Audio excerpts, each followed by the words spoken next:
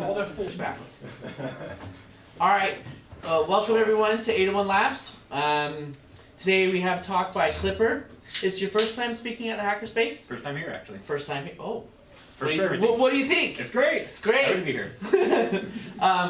We're not going to be here for too long. We have to move. But we're super glad you're here at the end. Just for everyone who's new or hasn't seen one of our videos or been part of any of our classes, we're 801 Labs. We're a non-profit hackerspace here in Salt Lake City.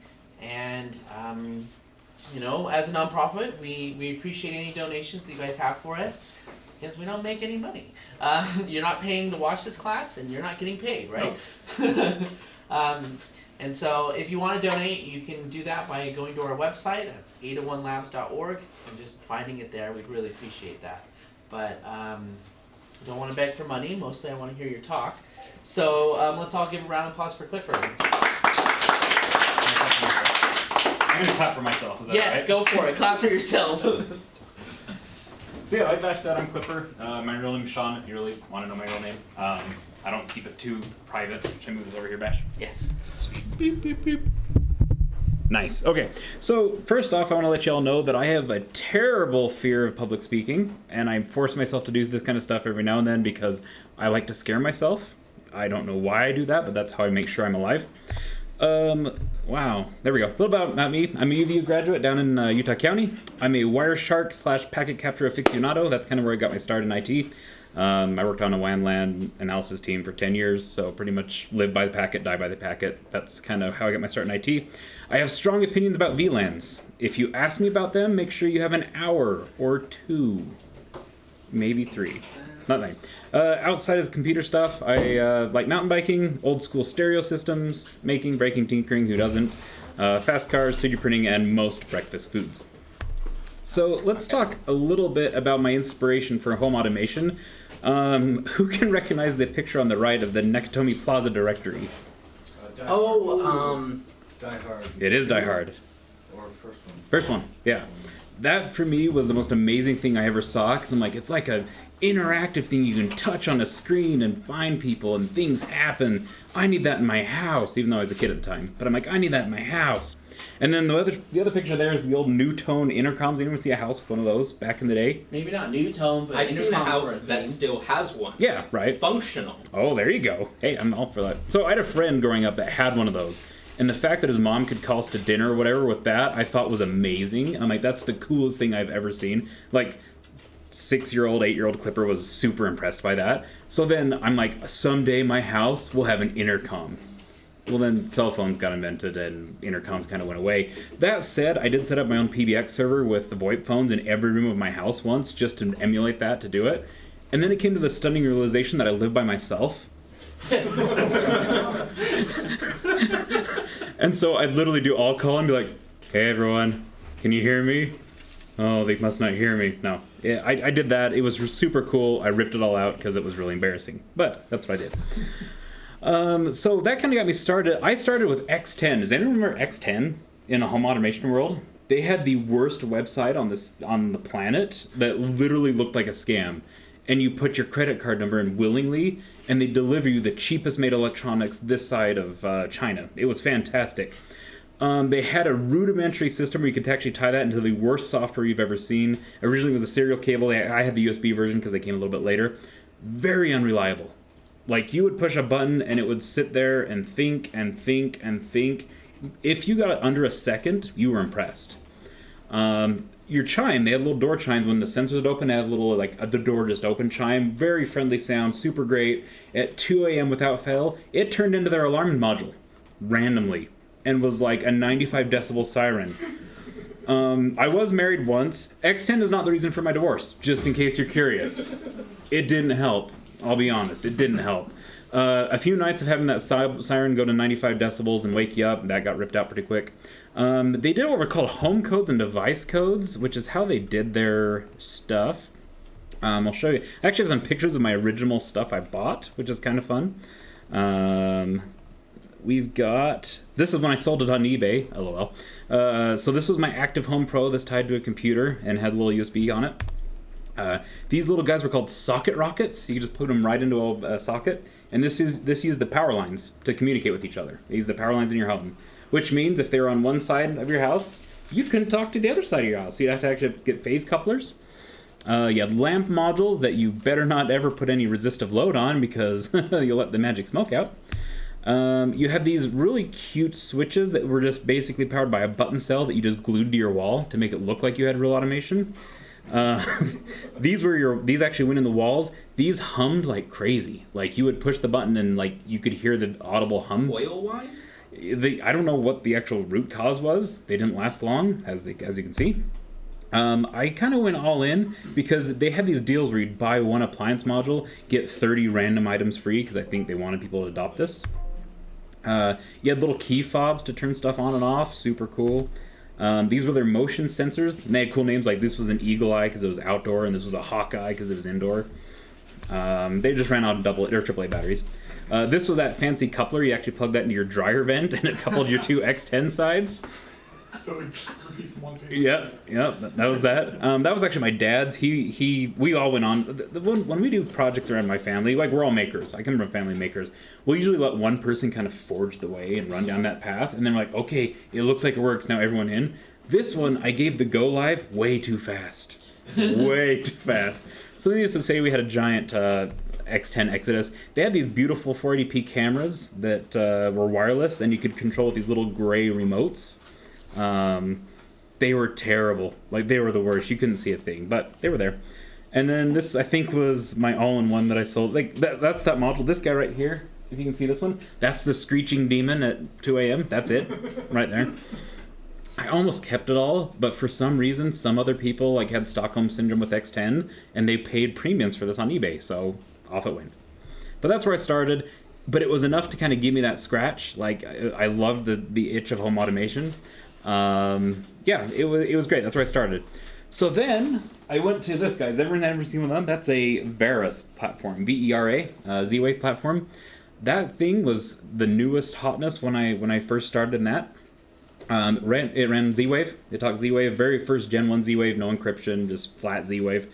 It worked by and large, and then the update stopped, and then the update started again. I got all excited, and then they outpaced my hardware because I had an old Gen 1, and it just died one day. And I was like, oh. So who's done Z-Wave? Has anyone done Z-Wave in here? Who knows the magic of unpairing and having to repair your devices in Z-Wave? By magic, you mean... You have to unbind everything and rebind it to your new controller. Yes. Well, you have to. Factory reset is a thing. Yeah. So you have to unbind and rebind. So then I went to buy Lowe's, and they had this Iris platform. I'm like, that sounds interesting. And I went, and I bought my first piece, and it's like, monthly payment? Nope, took that back. But then I said, wow. I think they used a bastardized version of Zigbee.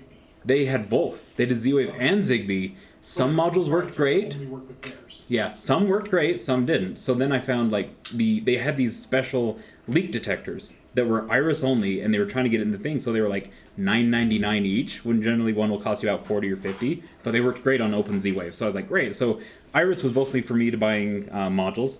I then migrated to Samsung SmartThings, which quite a few people did, and I stayed there for a while.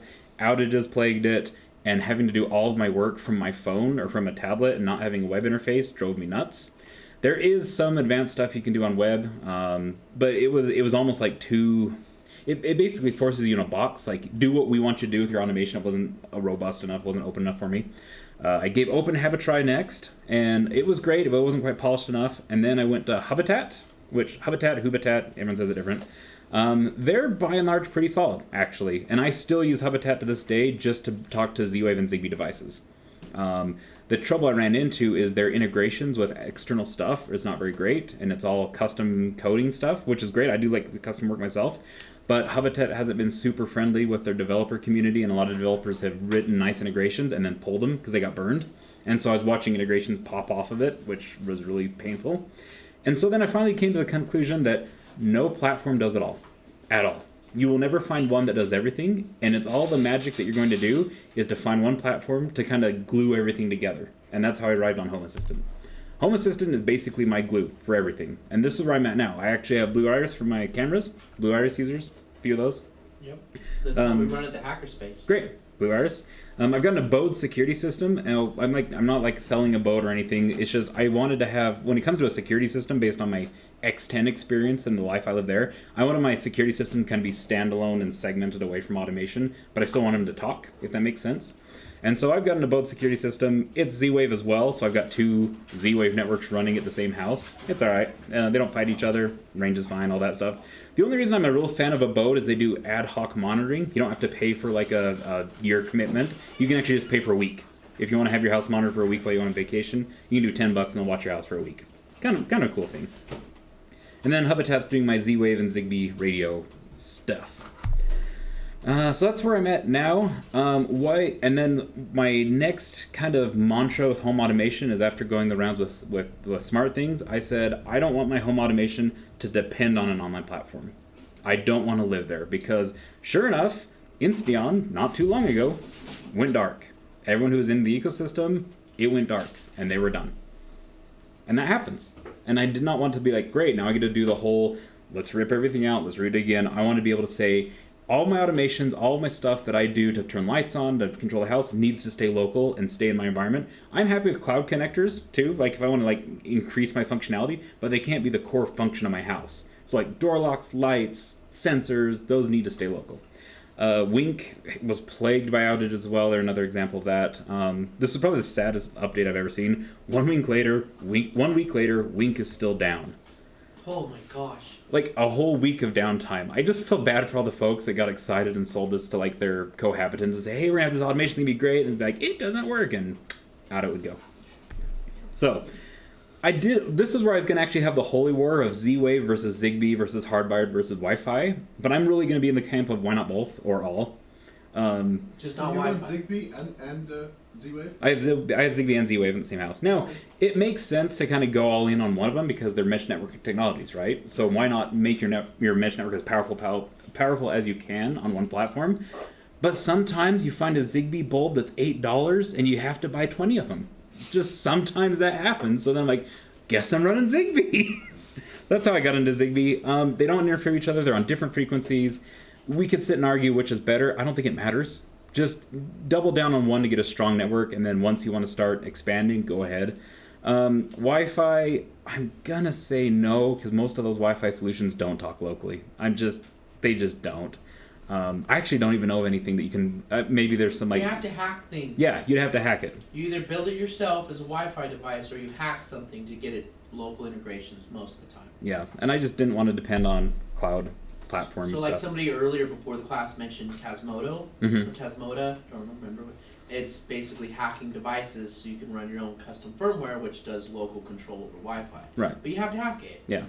And I kind of like the idea of buying something that should work, and if it doesn't work, take it back. Okay, slides are boring. Let's go. So one thing I've always said is when I say, hey guys, let's do automation, let's tear into it, they're like, it's too hard, it's too difficult, it's too much work. So my goal, and this might be a lofty goal, and if this fails, I apologize, but it's going to be fun. We're going to build an entire smart home in this room. Live. Pray to the demo gods. Let's go. Okay, we're going to base on Home Assistant. Now, since based on previous classes, especially the one that Bash did, I'm going to choose Proxmox for my hypervisor this time, just because it's great. One thing I'm going to say is I'm going to run this as a fat VM. I'm not going to run it as a container. The reason why is things get super weird when I'm going to try to pass a USB dongle to talk Z-Wave into a container, and then maybe into another container if I go from LXC to Docker. That gets real funky, and I don't want this to be a class on how can we pass USB. So we're going to do a fat VM, if that's cool. For anyone that's a Hyper-V fan, USB pass-through Hyper-V is not a thing, to my knowledge, in my research. So don't do it on Hyper-V. But VMware, sure. Pick your favorite platform. We're going to do Proxmox. That's what we're in. Now, installing it, thanks to the wonderful people of the internet, I'm going to show you this awesomeness right here.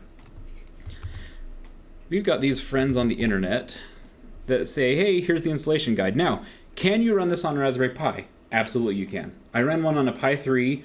It was okay. when I was just doing basic Z-Wave, just basic stuff, it was just fine. When I started pulling in cameras, integrations, third-party stuff, it bogged down quite a bit, and the UI was very unresponsive. Probably better with a Pi 4 with the higher RAM. You'd probably be fine. Just that's what I didn't have a 3, and then I thought, oh, I'll just pop down and pick up a Pi 4. Not today. Good luck buying them. Yeah, exactly. You can do it on Odroid, Asus, Tinkerbell, generic. You can actually just run it on Windows, flat, Mac OS, Linux. Like, just run it whatever you want. It'll pretty much run on anything. Now, this is some hotness, and I'll distribute these links. I don't know, how do you normally distribute links and information? Do we do Discord? Okay, Yep. We'll put this on the Discord. This fine folk, whoever they are, thank you, kind internet stranger, has beautiful instructions for installing Home Assistant OS on Proxmox 7. This first step is installing Proxmox, getting it ready. I've already configured Proxmox and I've updated it using the community repos. Thanks to Bash's talk, I learned how to do that. I just ran it unupdated for like 6 months. I'm like, oh, I can fix that.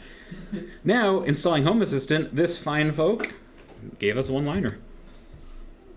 So we are literally just going to shove that in there. This will create a new Home Assistant OS VM. Proceed. Yes, please. So you can either do an advanced setup, or we're just going to do the default settings. So it's just going to use 7.6. It's going to give the VMID 101. That's the next one, my Proxmox. 2 the CPUs, 4 gigs of RAM. It's going to bridge the Ethernet interface, no VLAN tags. And it's going to go ahead and pull the latest version down and deploy. Oh my gosh, this guy is amazing. Uh-huh. Whoever wrote this. Whoever wrote this is wonderful. So Home Assistant's a little interesting. Normally you'll have like an installer or something. They just create they just have a disk image. So they have just a raw disk image that you have to convert to your favorite system. And I was running into trouble trying to like import that into Proxmox and get it to like go from the format he had or they have into what I wanted. And then I found the script and I'm like, okay, I can run one line. So Pipe to curl. I'm pipe to bash. yeah, it's like just go ahead and get that for him. So if we hop over to Proxmox, that's the old one. Here we are.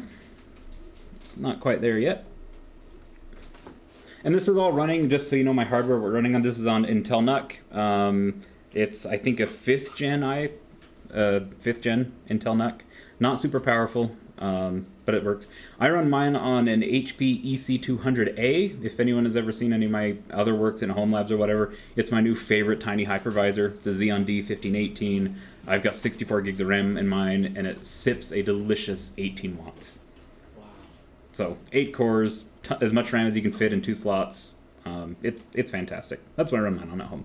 And I will jump to my home setup because I've done some of those integrations, those cloud connectors that I don't want to like redo in this class. So please don't spy on my cameras because they are there.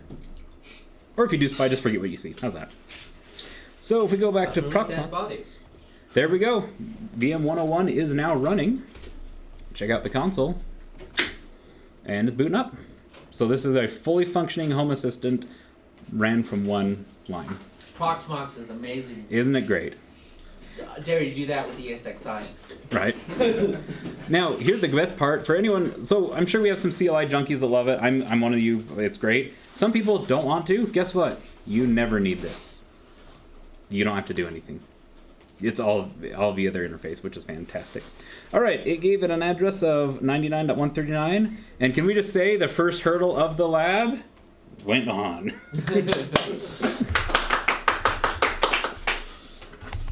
Jinx it. I know. Bring it, demo gods. All right, we're preparing Home Assistant. So This can take 20 minutes. It won't. Let's go home. On Raspberry Pi, yes, this will take 20 minutes. It may take 30. You may think it failed, unplug, redeploy, and try again. And then you just had to wait 45. But that's a story for another day. I feel like you already told it. Mm-hmm. That's true. I guess I just did tell the story. Cool. So while this is building, I want to talk about some of the goodies I brought. Okay, so I have a Roku, just a regular run-of-the-mill $19 from Best Buy Roku. It's the cheapest HD one. It's wireless, no wired. Like, they don't make a cheaper version of it. So I got that. I've got this lovely IP camera right here, straight from our friends at AliExpress. This will send images to China. I'm not joking. I actually did a full talk on that, on how these cameras were making random UDP high requests, or UDP high port requests to AliExpress servers. I don't know what it was. We're all doxed. Yeah, we have no idea what they are. So luckily, when I plug this in, it's going to be pointing at that wall. Sorry, not going to keep that too interesting. Do I use these in my home? All the place. I use these everywhere. Do you know what I do? I segment them off on their own little VLAN, and they don't get to talk to the internet. Ever. And I've got one tiny firewall hole for my NVR to go in and pull that RTSP stream, and that's the only thing that can talk to that subnet. So, do I take advantage of cheap $19 cameras? Yes. Now, the reason why is, if you look at this, I mean, there's an Ethernet port on there. It's actually got an SD card reader. It's a 1080 sensor. There's more than Yeah. PPZ? yeah, full PTZ. There's more than $10 to $20 of tech in this device, right? So the product being purchased is you when you buy one of these. So Subsidized by the Chinese government. yeah, segment these off. Don't let them talk to the internet. They're great. I have them all over my house. Don't use their cloud. Don't use their cloud. Put it all over your house. When it says, please download our app, run. Run the other way as fast as you can. Okay, great. Home Assistant is built. I am Clipper, and typing is hard. My password is 801 Labs because I'm guarantee I'm going to forget it, so you're going to remind me. Thank you so much. Because if I use one of my real passwords, inadvertently, I'm going to type it into clear text, and then I have to go change one password because it's a password vault, but whatever. Okay.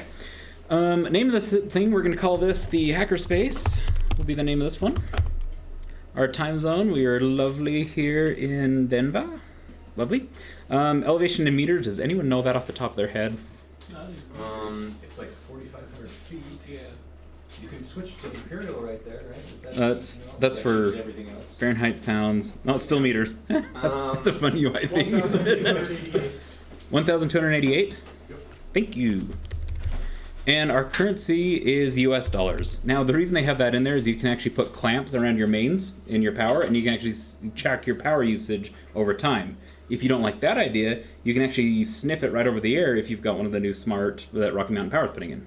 And Home Assistant does have an integration for that. And some of the old ones you can sniff too. Okay, cool. What do you need to receive that? RTL, STR. Yeah. So an SDR? Okay. And there's Yeah. a GitHub repo that you can. And Already actually, got it done for you. and the integration for this is literally like, oh, you want to do that? Great, on. And and you can detect your radio, and it'll just start pulling So it. can you see like all your neighbors' meters too? Yep. Yep. You don't know who it is. So what you do is you wait till someone leaves and watch their power usage go down, and then you wait till they come back and like, oh, it's that neighbor. Okay, address. Yeah, it's basically the weirdest game of like, remember the Guess Who game where you flip down like the little faces, like the board game? It's like, okay, who's not using power? All right. The way I did mine, You use a backroom Totally in the that. morning?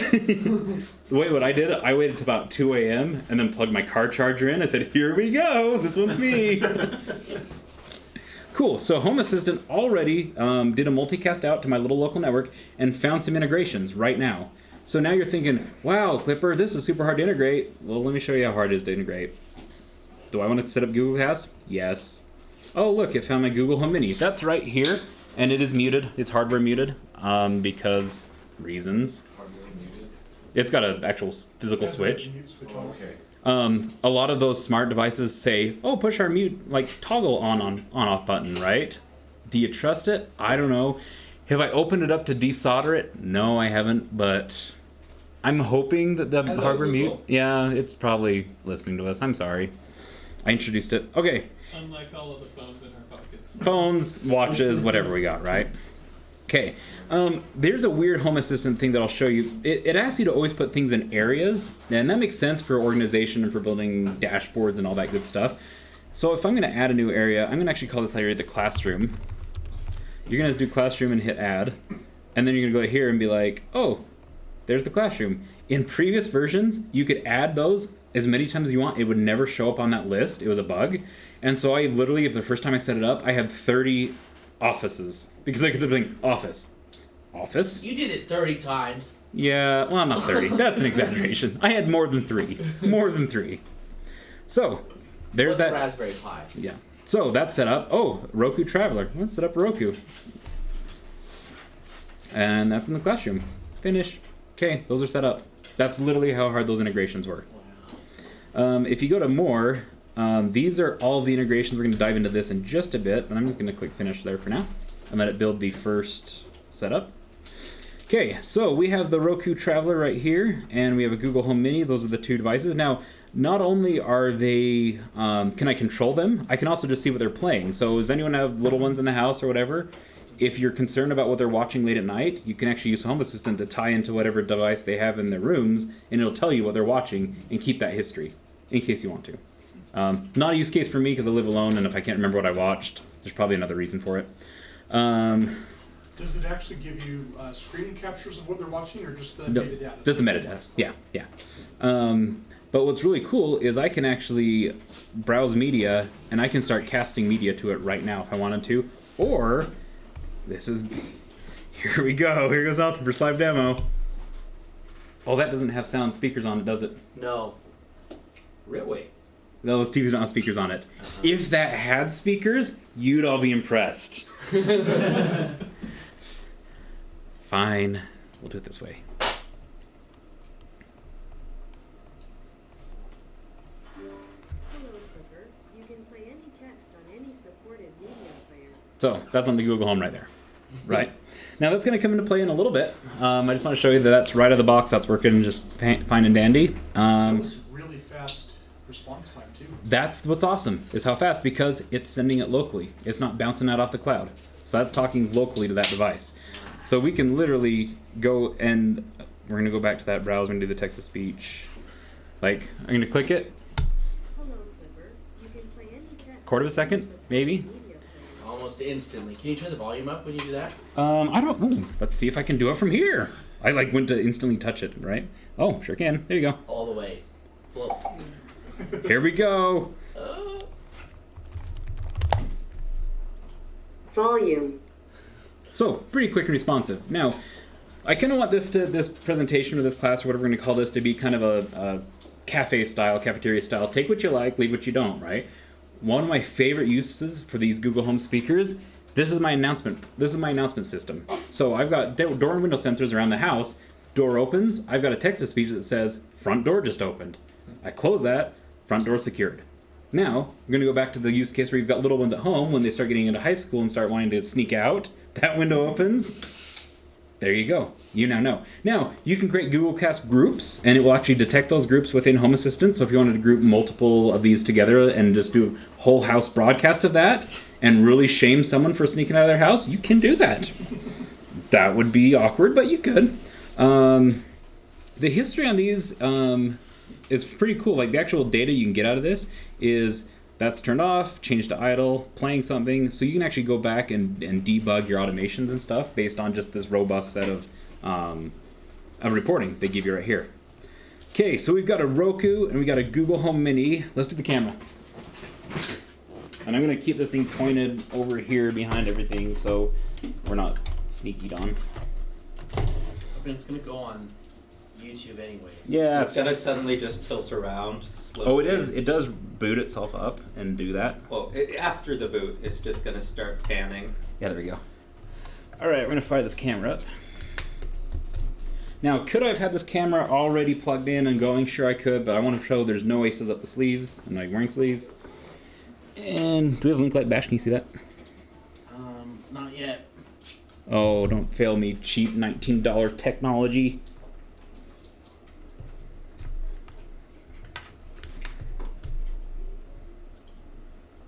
Maybe. Stay on target.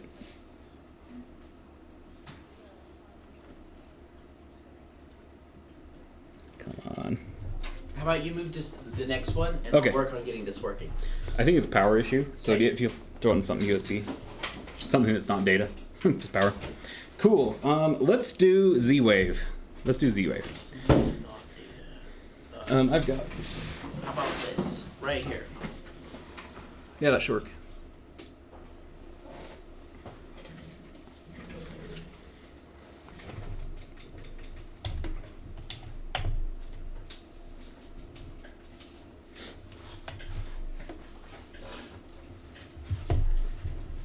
I'll go grab another micro tape. Okay, so let's do Z-Wave. So inside, I've got a Z-Wave stick, and I'm not going to unplug it because I don't want to have to boot Proxmox up so it detects again. But trust me, I have a Z-Wave stick in this device. I'll pass it around later if you want to prove it, but I do have one. I'm not going to go through the effort of going through and trying to find which device it is, so I'm just going to pass all the USBs through because this box isn't doing anything else. Is that cradle point yours? It is. It's my travel router. Are you going to hate on it or are you going to love on it? You can do either. I'm so cellular travel router. Yeah. Okay, sweet. Yeah. Yeah, no, I just got one. Oh, cool. Good. Yeah, I'm a big fan of Cradle Point. Yeah. So I was setting up checking too many people's VPN configurations at work on my phone. Oh, And okay. I told work either start paying me my data plan or buy me this. And now I have one. Nice. Yeah. So this is a Cradle Point. This is one of their older models. This is an IBR 900. Has anyone ever heard of Visible Wireless? They're Verizon. They're basically on Verizon's network. $25 a month, unlimited everything is what they are. This is basically the last one that supports that particular SIM and that setup, so that's why I have it. So I always have just a standby cellular with it, and then when I go to hotels or wherever I go, I try to use theirs first, and if I failed at cellular, I do. That's what I do. And if we ever want, someday we need to have like a go bag kit talk here. Everyone brings like their go bags of what they take with them everywhere, because I think it'd be interesting. Vacation tech. Yeah, like literally. Here's mine. You have what's the, it's like Okay. a little red medicine. No, we'll get into it later. Look, everyone. Okay, we'll get into it later. No, I can pretty much connect anything to anything if I had to. Okay, I'm going to reboot Home Assistant just so I can pick up that USB real quick. Super fast. It's lightning quick to do it. And hardware reboot host. This might be jumping the gun, but Please. what do you do when you with troublesome smart things? So I've got a pair of Honeywell smart thermostats, Okay. which are required to register through their website before you get a token, and then they broadcast their own network, log into the network with your phone. Mm-hmm. And then dump. Yep. So manual configuration hell. Mm-hmm. Where's the button for manual configuration hell? So that is likely what. So can you control them locally? Like if you send a command to them, does it stay on your network or does it go out to their cloud and back down? I believe it goes out to their cloud. And back So down. we'll have to use an integration, and I bet there is one. Yes, But they've got Alexa and Google Home. So let's see if this box is back up. It should be soon. Live demos are scary. Why do I do this? Because it's fun. It is. I love to live on the edge. And you learn a lot. That camera's working now. Oh, good. Thank you. Yep. So once this box is back, once my Proxmox is happy again, we can jump back in. So is there a better Z-Wave stick than others? So that's a great question. Repeat the question. Oh yeah. So if the question is there a better Z-Wave stick than others? There are. You want to basically buy as new as you can, because they keep updating to like have secure protocols on them. And so if you go and grab like the discount like Gen 1 sticks, you're gonna have a bad time. This is a Zeus, which is my least favorite of the Z-Wave companies, but it is a Zeus. It works okay. Inside of Home Assistant documentation is also lovely. Yeah, go ahead. Is there a way to update the firmware on the Z-Wave or the Zigbee radios to get the newer security functions? Depends on the radio. Some are open, they let you do that. Some it's like, yeah, buy a new one. Okay. If you go to Home Assistant and look for the Z-Wave JS, these are the supported dongles that they support. Mine is the Zeus S2 Stick 700. That's what I have right there. But they also do have Z-Wave hats for Raspberry Pis if you want to do a hat. Is that what they're called? The little things that stick on the pins? Hats. Cool. Yay, we're back. 801 Labs. Your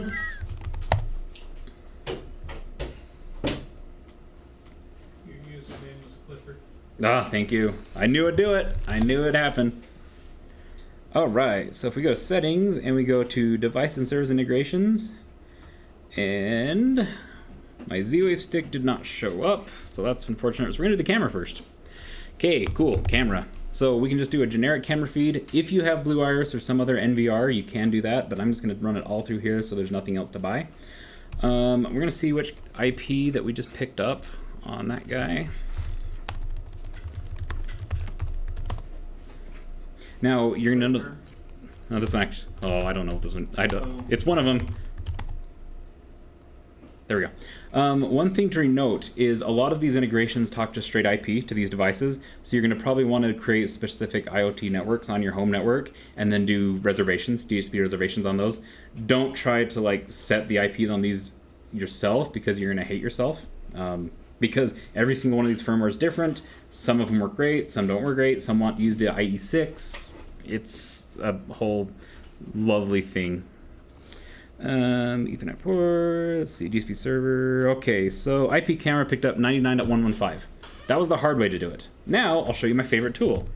If your camera talks ONVIF device manager. Click on yes, sends out a quick scan. Hey, there it is. So if you have a bunch of cameras you want to get set up quick, you can use this ONVIF device manager. It's out on SourceForge, it's free. And it'll go through, sweep across your whole subnet and say, hey, here's all your cameras. Now, I have mentioned a few times that it's good to segment and get these cameras on their own. How do you do this? Two ways. One, put your laptop in the danger zone and get on the subnet with them. Or use what's called an Avahi reflector. That's AVAHI. It's a daemon that runs on several Linux boxes. And it'll actually bridge those multicast domains. So if you wanted to swing those over, don't leave it on forever, but it's okay to, on a small enough network, flip it on, be able to broadcast out, find it, and back. So here is our live video, and you're going to say, why are you looking at live video on this tool? Because it gives me the RTSP stream for it right there that I'm just going to copy pasta. So I'm going to go over here and go back to home automation. And here's the stream source. Now, you're going to hate me, and this isn't secure, I get it, but this is a demo. I'm going to put the username and password in the URL. Please don't hate me, but I'm doing it. Don't you need like an Missed that. Thank you. And submit. frame rate 2 hertz? What does that mean? So I'm literally only pulling 2 frames per second on it. Oh, okay. Yeah. Oh, it's a camera. Okay, this makes sense. Yeah, right.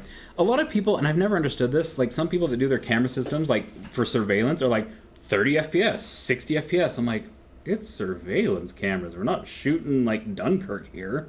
Like, I've never understood that. Like, and they'll get on the forums for like Blue Iris and like, I'm just having a really hard time capturing all this frame rates. Like, I've got 24 cameras that are 4K and I'm pulling 30 frames a second. I'm like, yes, that's painful. Until you put a GPU in, and then those problems kind of go away. But, so now I've got a camera, which is cool.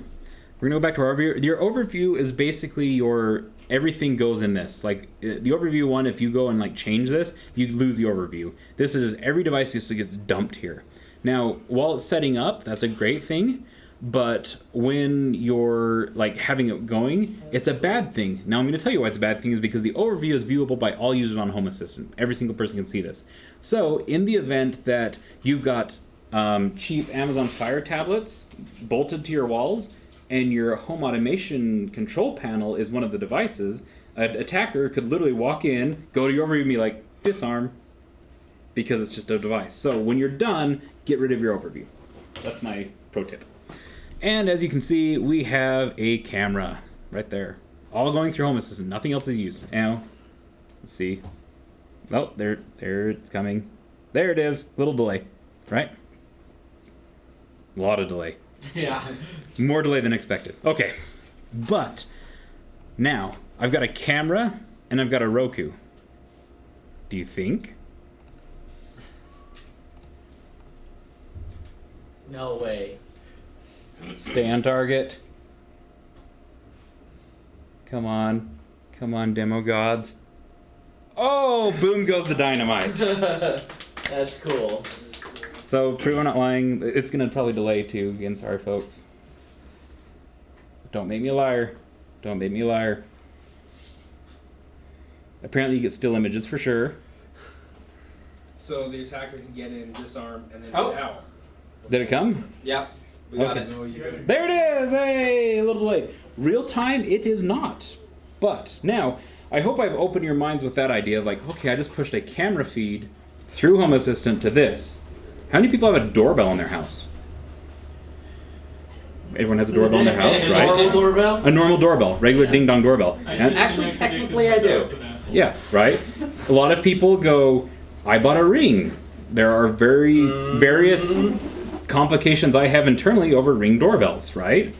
Well, why can't you just put a cheap Wi-Fi IP camera out there, push that button to a Z-Wave button or a relay, and then say, when that button gets pushed, throw this out on every TV I have. That's exactly what I'm doing. So when someone rings the doorbell, my show gets interrupted, and it's a little bit quicker than this lab setup, but I actually get a live feed from my porch to see who's at my door. Super cool when I'm just hanging out watching TV, not doing anything. Super annoying when I'm playing a game. Sorry, wait. guys, my pizza arrived. Yeah, right. What you're saying is that when you're playing a game, we need to go to your house. Just start ring the start doorbell. ringing that doorbell as many times as you can, right? No. Wait a second. We were gonna play some games at some point. Oh, we do. There we go.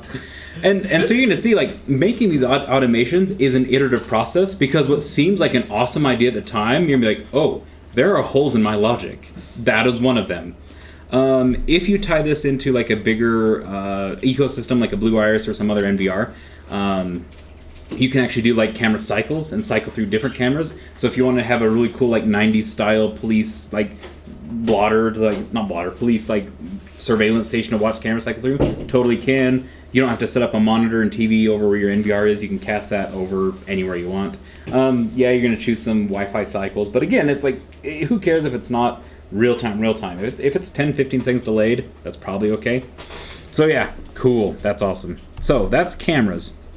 Now, what else do we have? Okay, let's try to get the Z-Wave working. It didn't pick up my Z-Wave stick, which has me a little concerned, to be honest, because it should have picked it up. Let's see if it can see it. Z-Waves is... So in your house, do you use a Z-Wave stick or a hub?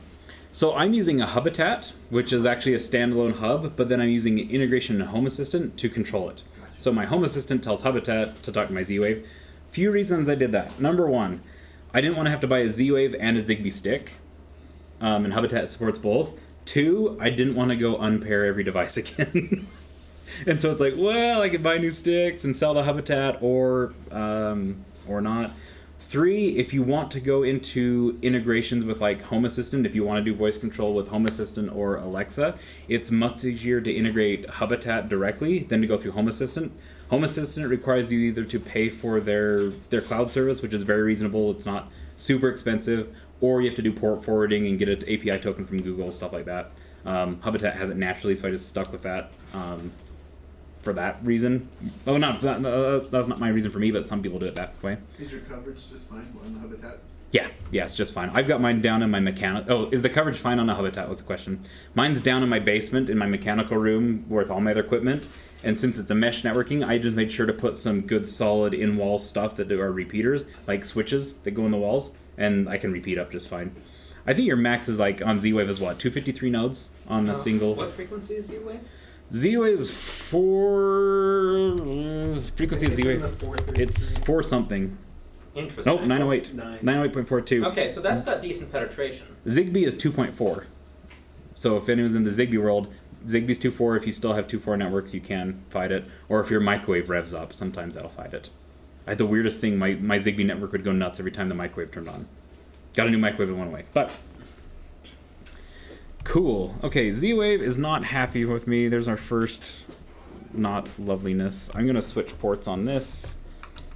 So for voice control and stuff, what about Almond? Almond, yeah. Super cool tech. You can run it locally.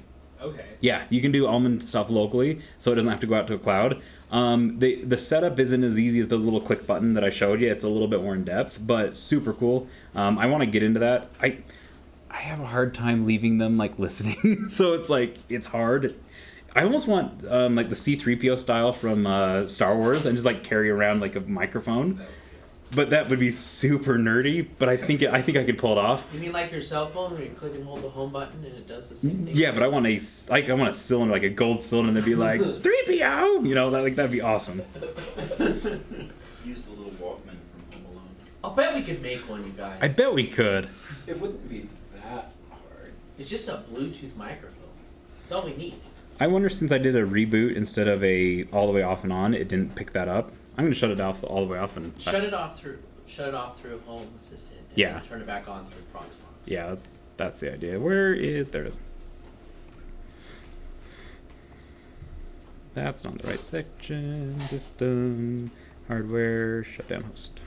Shutdown. So, I do have some other toys. This is an Aeon, or is this an Aeotech?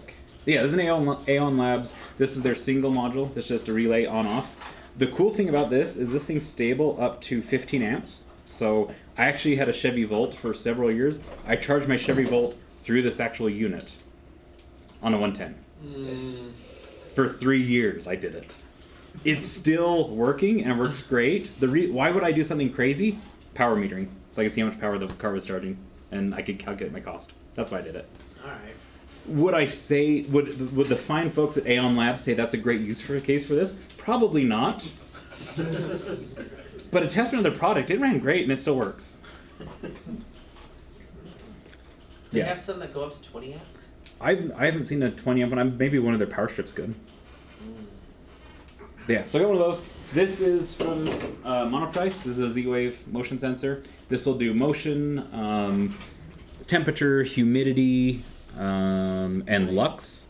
Which, if someone could explain lux to me sometime, and not just say, well, it's how much light there is, but actually tell me what the numbers mean, please do, because I can't figure it out.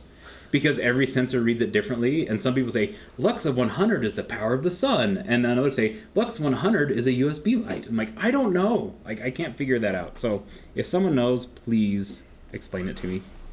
It was invented by Lux Luthor. Infomercial USB. You see how those lights. USB They devices went black. went from orange to black? Yeah, that's probably what it was. That means Proxmox applied the settings. to Yeah. it. Cool. So, Orange means like this will change at the next boot. oh, cool. So that's why. Cool, we're gonna get Z-Wave working. So why do I like these guys, and why do I care about humidity? You might think that's a dumb thing to care about. These go in my bathrooms. Now the reason these go in my bathrooms is A, I want the lights to turn on when I walk in, because why do I need to turn a light on? I just walk in and have the light go on. 2, if the humidity rises too high because of my shower, I want my fan to turn on. And when the humidity drops, turn that fan back off for me. Input is... My idea is based... Awesome. Thank you. My idea is, I think Elon said this once, input is error, and I kind of think in Home Assistant or home automation, that's true. When we have to actually touch our houses, it's wrong. We should have our houses think for us. Now, my girlfriend, on the other hand, hates everything about this. Literally, I used to have 2 modes. I used to have automated mode and then semi-automated mode, because she would go nuts, because she'd just walk into a room and the lights turned on for her. She's like, no, I didn't want the lights on. I'm like, well, you walked into a dark room. Why wouldn't they be on? It's I don't want them on. So... It's a fun battle we play.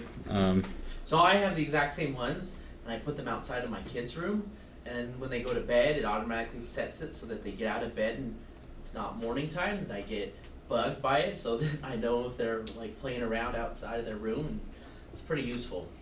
Oh, we've discovered a Z-Wave radio, folks. It's going. Okay, this is cool. This is where you do security keys for secure Z-Wave. If anyone has a Z-Wave deadbolt, or I think some garage openers actually use the secure protocol now, and I think a lot of the actual, devices are going to the secure protocol. And I don't know, and I need to do more research on this, but I think you can actually migrate stuff over by sharing these keys. And I've never done it though, but I think you can. You can, don't do it. Okay, Just don't do it. repair. Just repair. Yeah, because I've got a Z-Wave deadbolt, which is super fantastic. Depending on how, and one thing you have to look at when you're buying Z-Wave devices or Zigbee devices for any reason or whatever, see what capabilities they have on the radio. Because some will just be like, hey, I'll let you actuate that lock on or off. Some will say, I'll report my battery. Some will report when the manual, a human goes in and turns it. So make sure you kind of look at what they do before you do those. Now, in Home Assistant, when you create a lot of things, you're going to have to put them in rooms for organization. One tip that I like is I create one called infrastructure, and I just don't put infrastructure on anything. Because the Z-Wave stick itself, it's not going to be in a room, I don't interact with it, so it's in my infrastructure room, and I just don't build any dashboards on those. So we're going to put these all... so infrastructure showed up on that one, but it's not on those ones. That's funny. That's okay. Okay. Z-Wave, here we go. So this is all the Z-Wave devices right here. You do add device, and now it's in pairing mode. Here we go, more demos. And I don't even know if I unpaired this from my home. Great, we're gonna learn about Z-Wave exclusion. So if we go to, let's see if I can remember where I can find it.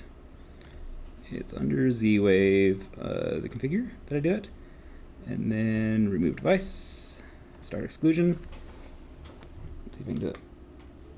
And it was excluded. Now, no, I don't know if people know this. You realize you can exclude from anything, right? You don't have to exclude it from the device you originally paired it to. What? Yeah, you just put it in exclusion mode and you exclude it from anything. So I just excluded this from my I just excluded this from my home one to this one, and I just put this in exclusion mode to do it. So if someone has physical access, they can take over all your Z-Wave devices? Non-secure ones. Okay. No, even almost all of them. Yeah, almost all of them. Because they always have a reset function too. So like if you have a light switch and someone wants to steal control of your light switch, they just will hit the button combo to reset it, and then they'll pair it to whatever they want. And some combos are actually or some of those are starting to get like the Konami code, like to pair them. It's like up, up, left, left, right, right, up, or whatever, you know. This one's dumb. This one's just one button. Holy smokes, the Z-Wave demo works. Holy cow. Cool, we just had a Z-Wave device. So now, Sean's pro tip of doing these is do not add every Z-Wave device you have at once. Why? Because you likely have the same model in a few of them.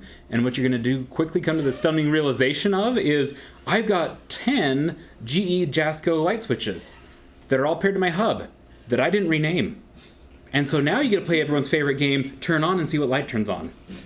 That's not a fun game. Now, I would say what I'm going to tell you is I've never made that mistake. The truth is I've done it twice now. Literally, I got burned by it once and I'm like, oh, I'll know better this time. Nope. One at a time. Slow is smooth, smooth is fast, okay?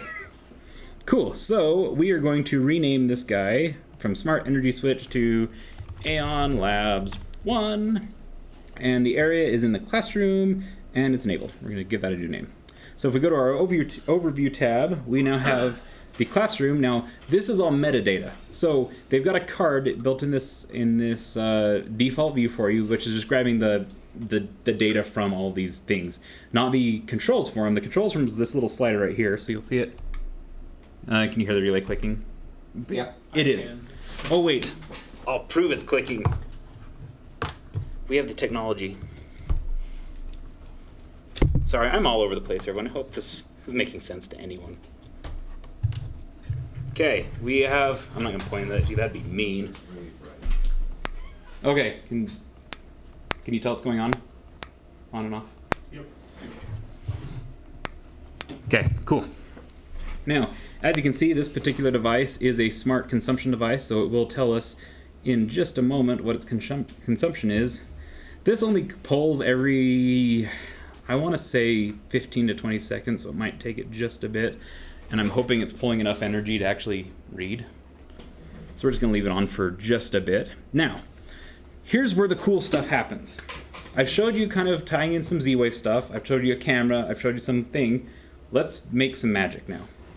Now first, before we get in there, I want to take a brief pause to talk about integrations. So the integrations I've been using so far is just the generic camera, Google Cast, the Z-Wave one, Sun, that's just for sunrise, sunset timers, and then the Roku.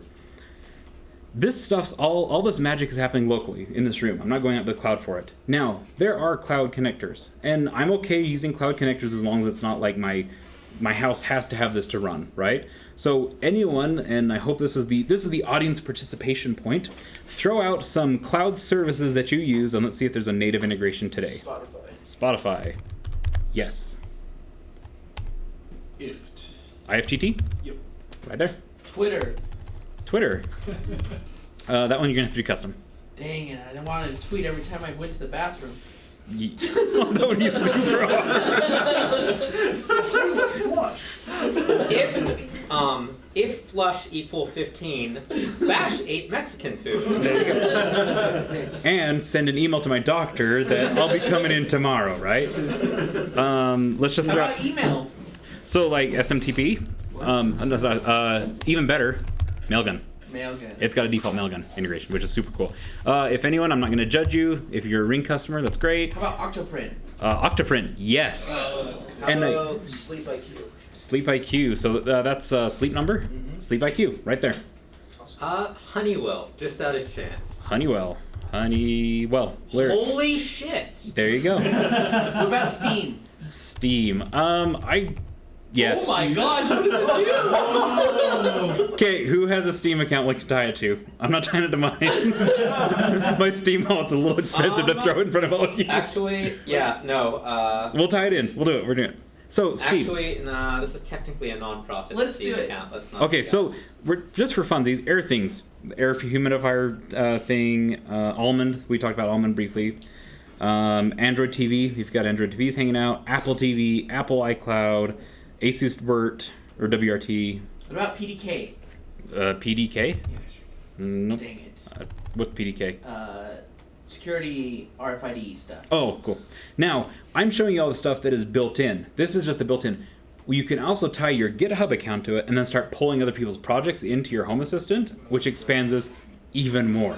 So we can search for some of those. I've got that tied in at home and we can check that out. But literally, if I'm just scrolling, look how many there are with just me scrolling. This is all built in. HomeKit, any Apple users, if you want to do HomeKit, you can actually control all your stuff from your watch, if you want. What about Enphase? ENPHASE. EN. In-phase? It showed up even though you Info- spelled it. Sick.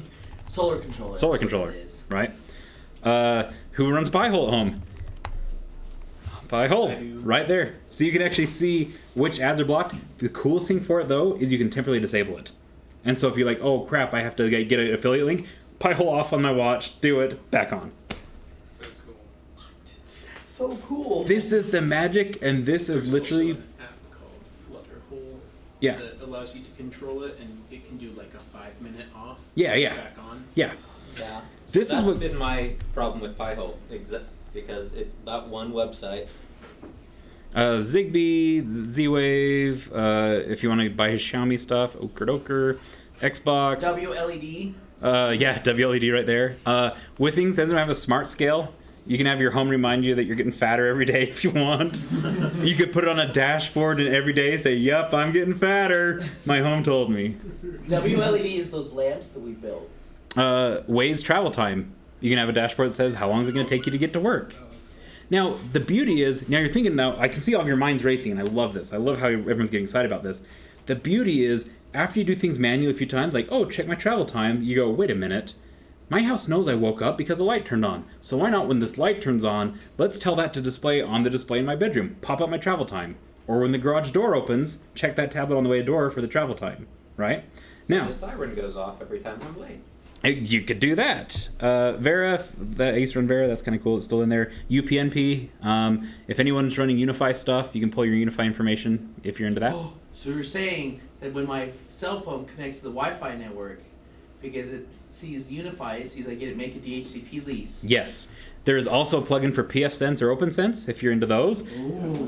And so when you hook onto your Wi-Fi, your DHCP lease to your phone that just got updated tells your house your home. That means you don't have to geofence. And that's what I like a lot. Because I don't like geofencing because you're running GPS on your phone all the time. And that's super annoying.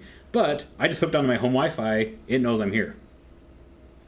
And one thing to note is a lot of the smart devices you can buy at Walmart or Home Depot or anything else are Tuya branded.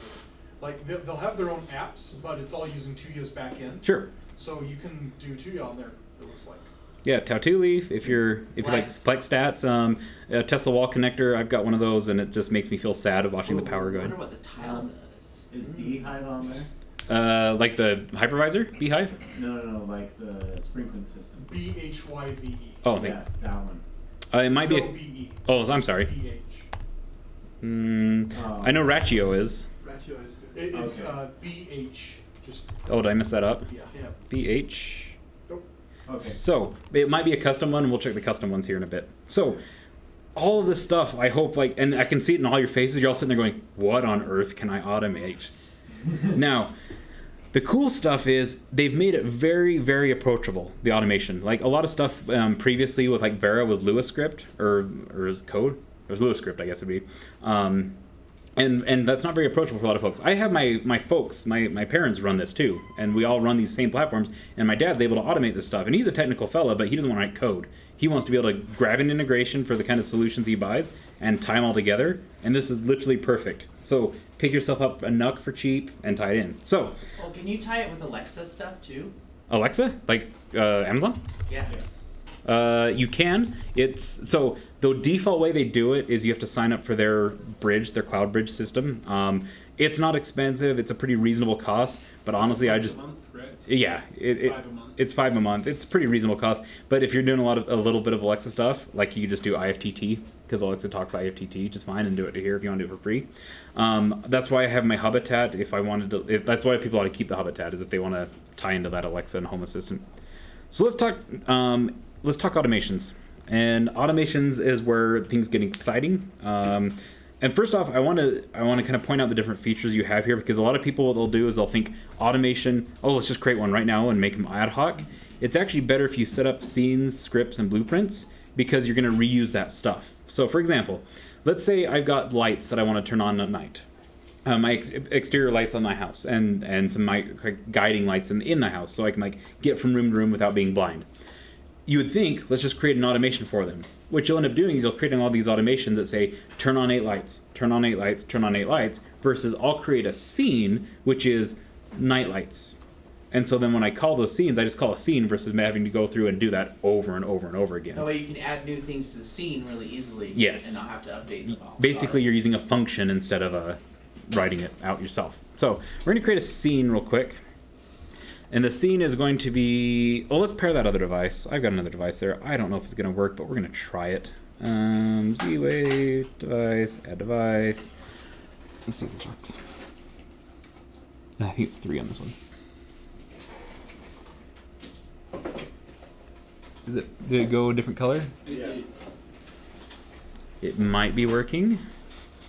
This one, this is a Zeus. This one gives me weird issues. I bought this one because it's got a plug on both sides, and it's good to 15 amps. And so actually, I had 2 UPSs on my home lab that ran into both sides of this, so I could monitor power on each leg of it. And then, if all of a sudden the power dropped off one side, I could trigger automation and be like, oh, my power just dropped, my UPS just died. That's how I was monitoring my UPS. This one might not be happy. We can skip that one for now. Okay, let's go back to our automation. And we're going to create a scene. And the scene will be lamp on. And these icons, you're going to say, who wants to use icons? That's really silly. They're great, because that's how you can visually distinguish stuff. And they're actually pretty, that looks like a little bit of a desk lamp. And the areas in the classroom, and the device we're going to grab is the AM Labs 1. And right there is this, that's the... Make sure that's the right one. Yeah, there's one. So generally what you'll do, oh, there it is. There's the control for it. So what you'll do is when you're setting these up, you toggle them to how you want it to be in the scene. And that took me quite a while to figure out. Because if I turn it off, that means the scene will be this is off. If I toggle it on while I'm building the scene is on. So we're going to add that. And you can add more on there, of course. We're going to save that. And we're going to go to automations. We're going to create an automation. And we're going to do an empty one. Now, this automation is going to be turn on lamp. Easy. Triggers are what trigger the automation. Now, you can trigger based on calendars, different devices to input, so we could actually just pick up. Can you turn it on when we cast to the Roku? Let's try. So say we want to dim the lights. Roku lever change. Okay, Roku lever starts buffering. It starts playing right there. So this will turn on the lamp when the Roku starts playing. Okay. Conditions are if you want to set I only want it to happen at night, only want it to happen during day, only want it to happen on Tuesdays. I only want it to happen when the Google Cast is not playing. Yeah, and you can tie all those beautiful things in. So device will be so it's not device. You're actually going to do a what do they call that? Script, I believe.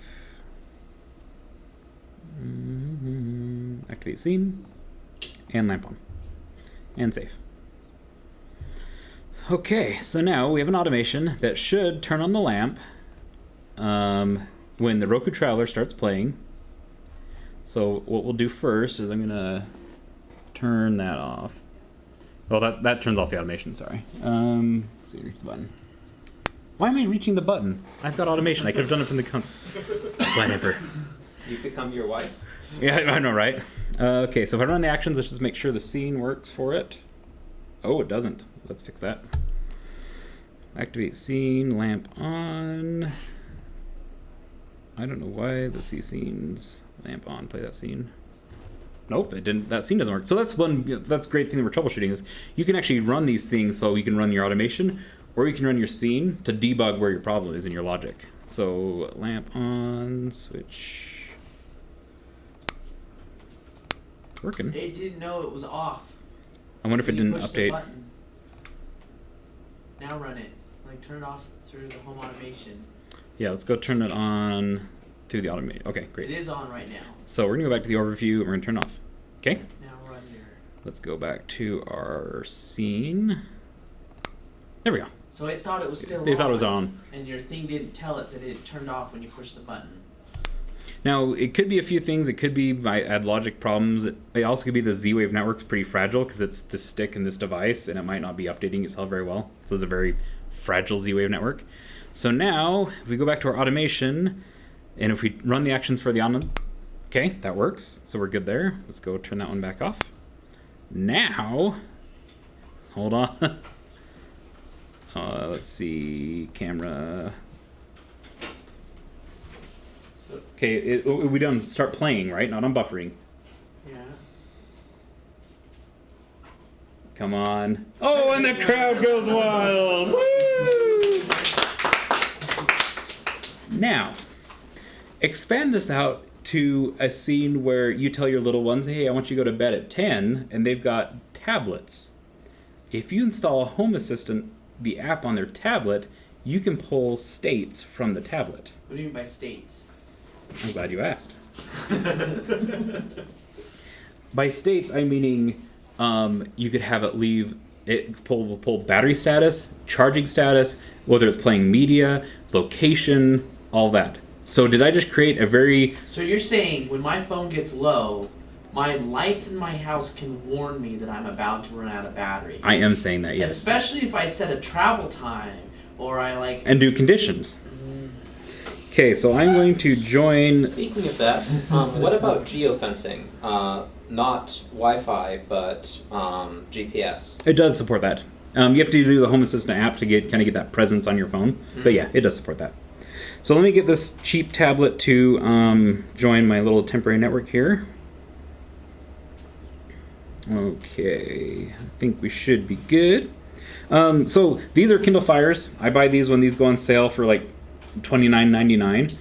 I buy the ones with special offers, and you're going to say, why do you buy the ones with special offers? Two reasons. One, it can't talk to the internet, ever. It's on my IoT network. It can talk to local stuff. Two, I never lock it because it's running in a tablet mode. If it's never locked, it can never show you ads. So why not buy the cheap one?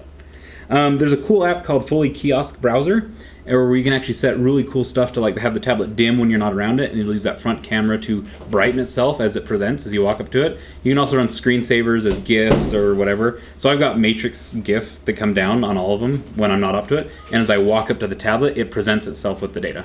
So kind of cool. That's real cool. If you do your home controls for like alarming on it, make sure you do some kind of pattern lock or something on it, because otherwise, like I said, the bad guy will go and turn your alarm off, which is less than ideal. So I'm just going to join this up. 99.139. Okay.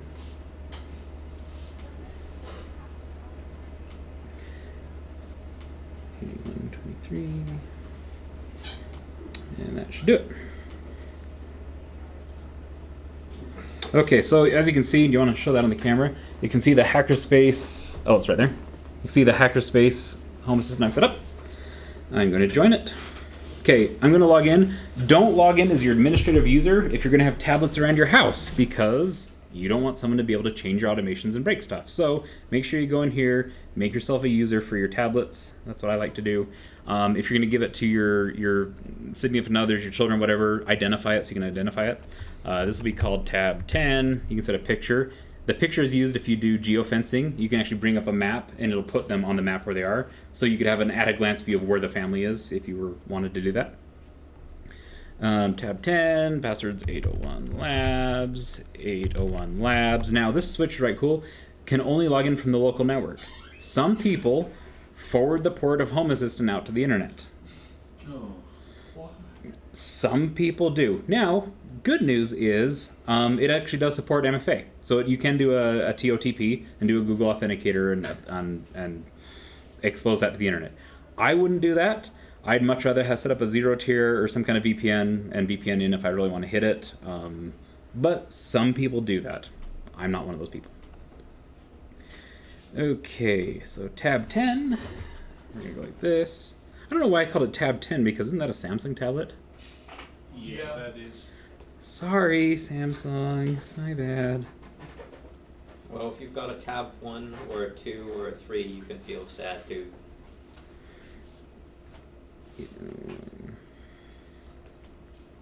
Okay, we're going to log in here. And so right here, I'm going to name the device. And the device is going to be called Fire Tablet because I remembered this time. And I'm going to enable location tracking. And I'm going to allow that.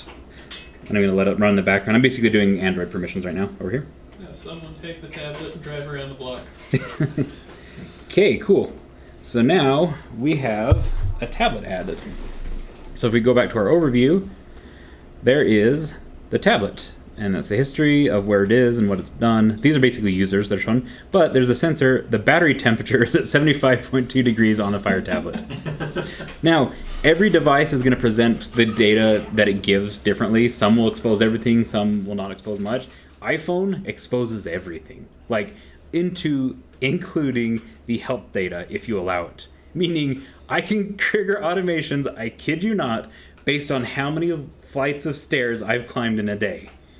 So, Maybe heart rate. come with me on this journey if Like you... if you're in a specific room and your heart rate goes up, like the lights start getting excited. But imagine this journey where I have not walked... Like you're doing a treadmill. Okay. Keep it PG.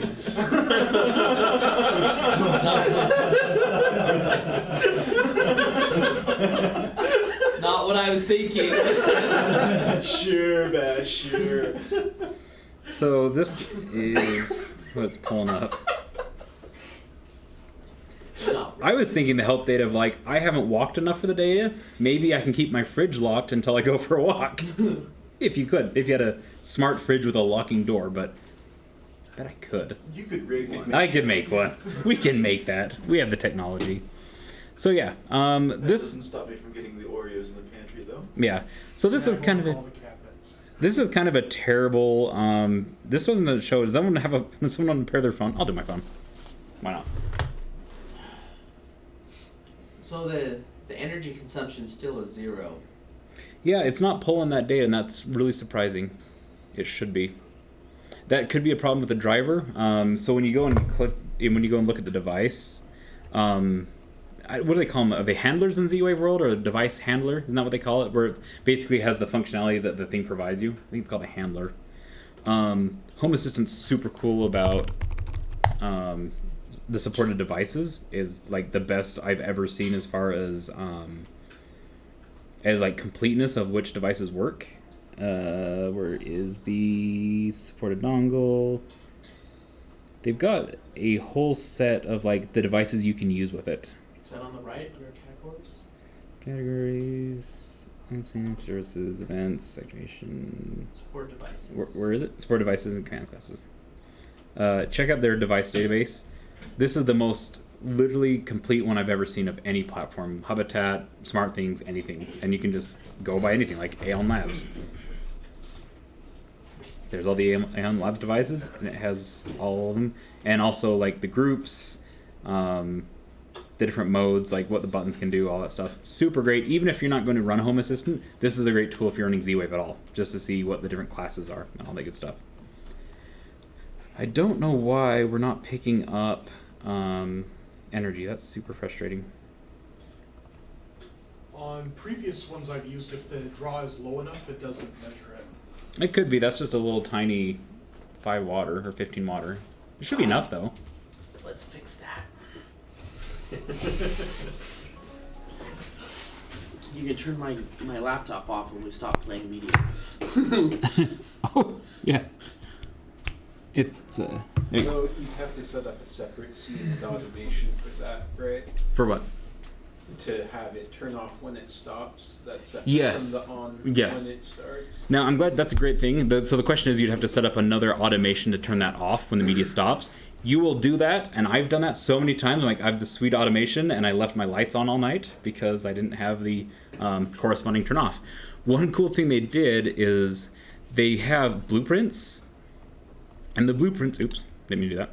The blueprint actually have a motion activated light, which has an on and off and zone notification. So that's a really easy blueprint they added for us, and I use the motion one quite a bit. So is your laptop pulling data or pulling charge? Yes. It's not. You can hear it. It works. It's not pulling it. It says seen 24 minutes ago, so it hasn't gotten an update in 24 minutes from that. Yeah, it's not pulling it, is it? Let's see if it's a card problem. So we're going to go into dashboarding real quick. And we're going to add a dashboard, and we're just call this temp. And now you can make some of these admin only, so remember when I created that tablet user that wasn't an admin, so I can make admin ones if you want to. So there's the temp. We're going to open that one. Now temp starts as an overview, and so when you take it over, like I mentioned, it blanks everything out. So you can add a card, and so let's go by. Now there's 2 ways to do, when you're creating, there's 2 ways to do it. You can either do it by like function or like what it looks like an entity or whatever. The easier way to do it is by entity and just go find your device, and then it'll suggest one. So we're gonna do watts right there. See, it's not pulling anything, but let's grab, so if you grab multiples, it'll do what's called an entity card, where it'll show them all in one. That's what they look like. But if you do just single ones, you can do kind of niftier ones. Oh, there's the Fire Tablet battery level. 81%. So let's add that one, just for fun. We're gonna pick a different card, and we're gonna do the gauge, and there's my tablet level, and save. So, pretty cool. You could actually have a dashboard of all the battery levels of your devices. Now you're saying, that's a silly thing, why would you do that? If you've got wireless sensors all over your house that run on batteries, it's nice at a glance to have all your battery status of every sensor. Super handy. Know which ones to change and which ones to leave alone. And proactively change, yep. But again, they have to support doing that. Hey, do you have a preference over Z-Wave light switches? So I have never ever been burned by the GE/Jascos ever. Easy installs? Are they easy to install? Yeah. Yeah, they're not too bad. So the question is a preference on the actual in-wall Z-Wave light switch. I've ran Zuz's, and I've replaced 4 of those already, and I'm willing to like give a pass on something broken or something wasn't great. And to be fair, Zuz was good. They replaced the first one for free under warranty. The next 2 they offered me a discount code, and then the other 2 I just didn't even bother because I didn't want to keep playing with it. I will give Zuz one awesome thing that they do. Theirs can use, if you have a 3-way light switch, you can use your traditional rocker over here and signal with this one without having to buy the matching pair of Z-Wave ones. Super cool that they do that. I do like that a lot. But I do the GE's at Jascos because they've never failed me. Now that said, they are not the easiest to install, especially when you do something like this and you've got 4 of them sitting in a box side by side. It's hard to pack all the wires in there. That was not fun. The trick with those is the Wacos. Yeah. Instead of the wire nuts. Yeah, if you try to put wire nuts in all of those, you'll end up cracking panels and... Pull up a picture of Waco just so people see what you're talking about. They're amazing. Close that. Never use wire nuts again. How do they... I can't really spell it. Waco's, are you saying Waco's one phone? It's Geo. Oh, Wago, not Waco. Wago, sorry. I was thinking Texas. So you're saying those will crack or won't? No, these are fantastic. Yeah, because they're smaller than wire nuts. Yeah, there's... Go to images. Google images. Yeah, that's easier. A bunch of them a couple of days ago. About the knockoffs. Yeah, there you go. Oh, okay. Just they're tiny little guys. Yeah, You big can... lever lock on the end of a wire. The one with the wire right there. Works is a good with one. solid This one? and stranded. Yeah. Going to the left. Those things are the best. Are they more expensive than wire nuts? A little bit. Yeah. You'll pay a little bit more. Your time is worth more than they cost. And honestly, trying to cram 4 of those in there is just... Trying to put wire, like you have to get a monster wire nut if you're doing like 3 or 4 wires, and it's just these ones are super thin. You and have they to twist the fit wires around everything, and Yeah. it's just awful. They sit flat Kinda against the back shove of it the all back box in. So- behind the... Those are Jascos, and trying to get those side by side, you have to break those heat spreader fins off to get them all to fit in that multiple game box. Ooh. You have to be careful that you're not putting a load too high on them. I have my ceiling fans on these, and they're fine. They run just great. Because these are relay based, so they just on off. So you're good there. Let's check. So while we're here, I'll show you my tablet.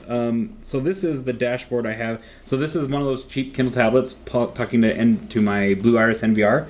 And so I can pull up cameras just on this icon here on the left. Is just my every camera I've got across the house. And then you can click on an individual image, pop that up full screen. Is Blue Iris integrated into Home Assistant? You have to use the community package, but yeah. Okay. Yep. This is my power meter one. So you can see how much power my home's using. It was using 1400 watts at the time. There's my time over the last 6 hours, and then that's the Tesla charger when it kicks on. I can see how many amps it's pulling. What is that spike? Do you know? This one right here, Yeah, 10 p.m. that was my oven. It was time for a corn dog. But it's fun because you see those spikes. Things that don't take a lot of power, like you don't realize like how much power certain things take. Like vacuums. Like you think, oh yeah, vacuums. You turn on the vacuum, it's like boom. It's like, what is using all this power? It's the vacuum, right? My air compressor out in my garage. That cycles every now and then. Big old power bumps. So that's the charger stuff. That's the power dashboard. This is what I call my glance dashboard. This is just weather and the ceiling fans, just 'cause I like to have quick toggles. And these are my thermostats upstairs and downstairs, so I can control the thermostats from up here.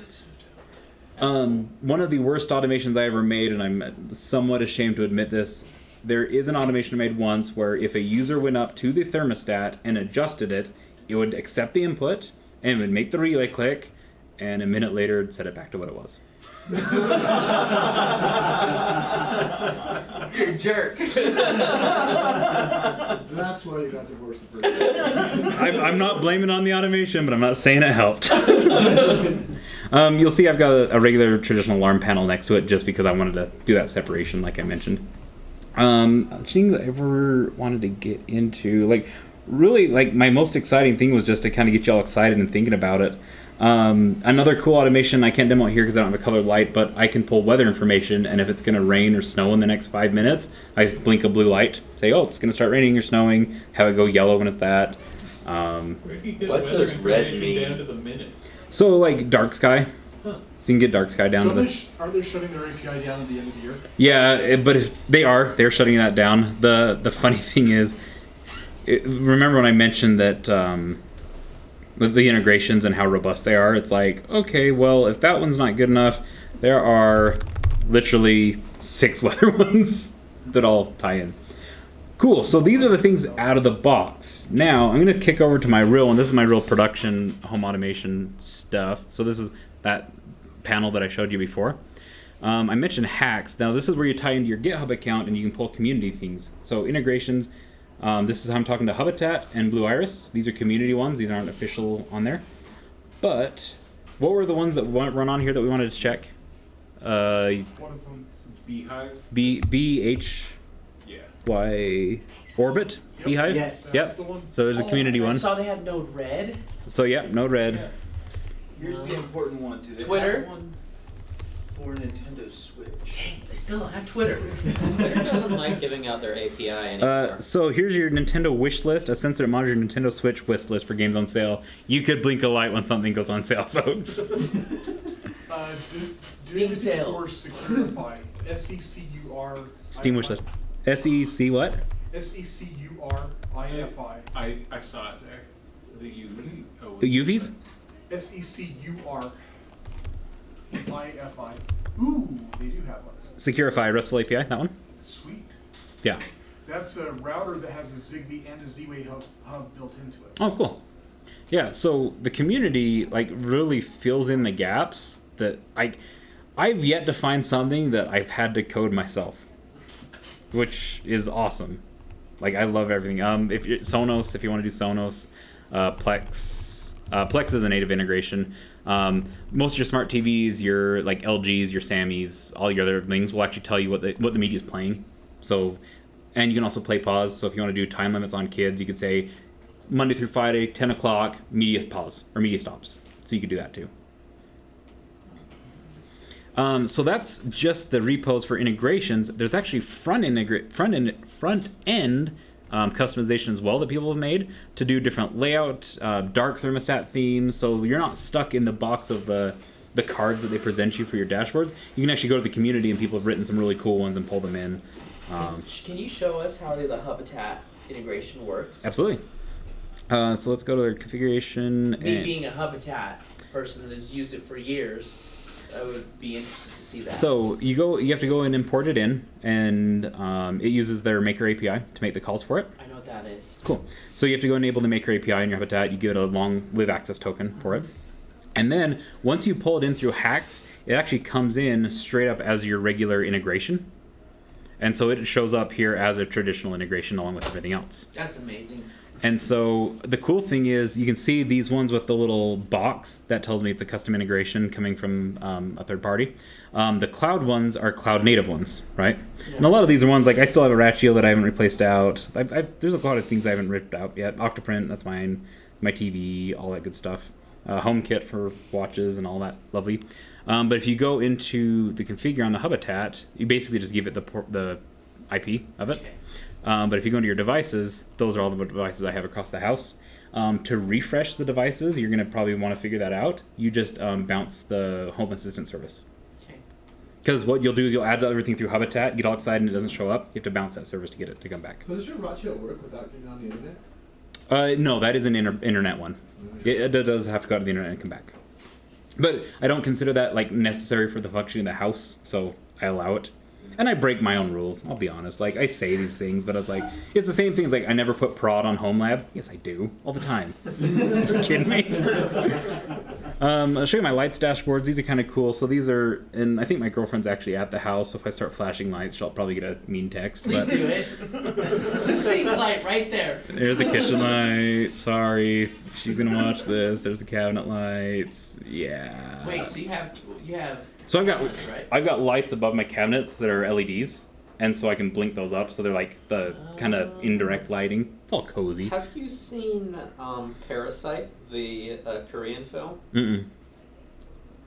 Am I doing that right now? Okay, great. So the lamp's at 50. Guy's trapped in the basement and using Morse code for his automated lights. So really, lights on and off, she'll notice. If I just turn it to that much brightness, probably won't notice that one. But I've organized the color. But I've organized these based on the room. And like I said, I've got a bunch of these fire tablets that are just glued to the walls, and so these are my touch. So how do you mount them to the walls? Like you say glued, but I'm not. Literally glue it? No. So if you go out to Thingiverse, some wonderfully nice person, firewall mount. A lot of people have made some. A lot of them are good.